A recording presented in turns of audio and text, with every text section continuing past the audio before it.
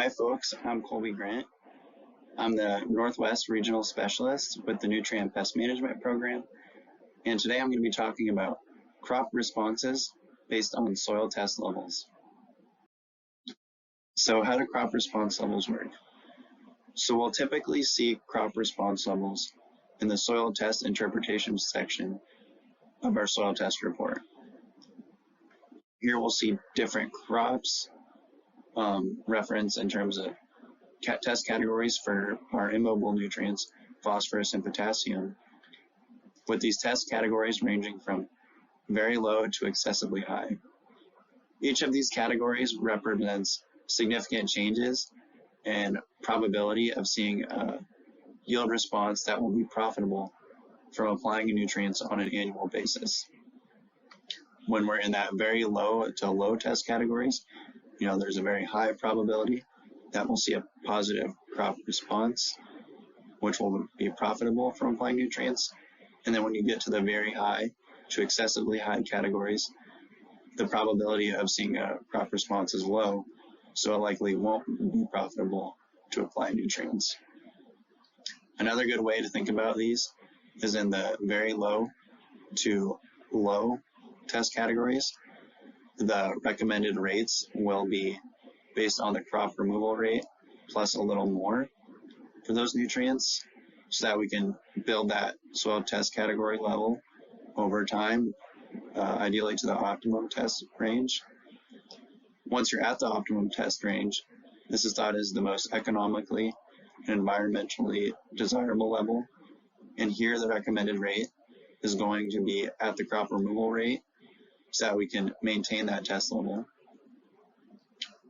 Once you get to the high rate, the probability that we'll see a positive crop response starts to really diminish, and you'll usually see recommended rates at around the half of the crop removal, and that's so that we can bring some new available nutrients into the system,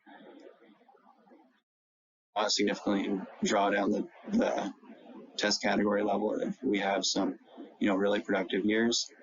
And then once we're in that very high to excessively high range, there's usually a low to no recommendations for making a fertility application. We commonly see questions similar to, should I try to maintain my soil test phosphorus and potassium values above the optimal levels so that I can maximize yield? And the answer to this question is going to be no. So when we're in those soil test levels above optimal, we're in the non-responsive range. So there's a less likelihood that we'll see a positive cross response to making that nutrient application. When we're in when we're trying to maintain our test level in these areas as well, there's usually a higher risk that there's going to be environmental damage from runoff occurring, because there's going to be a higher load, especially in the case of phosphorus, of that nutrient in the soil. It can also be a good idea to think about the rates that we're going to be applying depending on our soil test category differently depending on the fertilizer price. So in some years, availability or other issues might be causing the price of phosphorus and potassium sources to be higher. And if you remember from before, when we're in our very low to low testing categories, the rate is going to be allowing for crop removal plus more to build. But if our fertilizer prices are higher, we're going to be paying more in those years to build fertilizer. So one potential thing you can do to increase profitability in that situation is to only apply the optimum nutrient rate for our very low to optimum test categories. That way we can maintain productivity. And then when you're in those higher testing categories, you probably get away without applying any nutrients as the most profitable decision. Another way to think about our soil test categories is when planning for phosphorus or potassium applications. So some of us in Wisconsin live in areas that have limited access to fertilizers, or we all might experience years where availability is limited. So it's always a good idea to prioritize our applications for our lowest testing fields in these situations.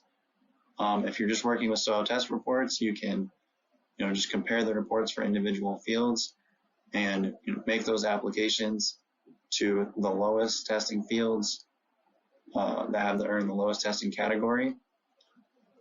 That's going to show you the greatest probability of seeing a response. Or if you're using Snap Plus, a trick to do this in the cropping screen is to select the plant icon in the top left corner, and then that's going to show us our nutrient recommendations for all of our fields. And then from there you can click on the column headings for our recommendations for phosphorus and potassium, and that'll allow us to filter our fields based on our lowest and highest recommended rates for all of our fields, and we can prioritize fields there. Thanks for watching my video on crop responses based on soil test levels. If you have any questions, feel free to reach out to my email or my phone, and I'd be happy to answer them.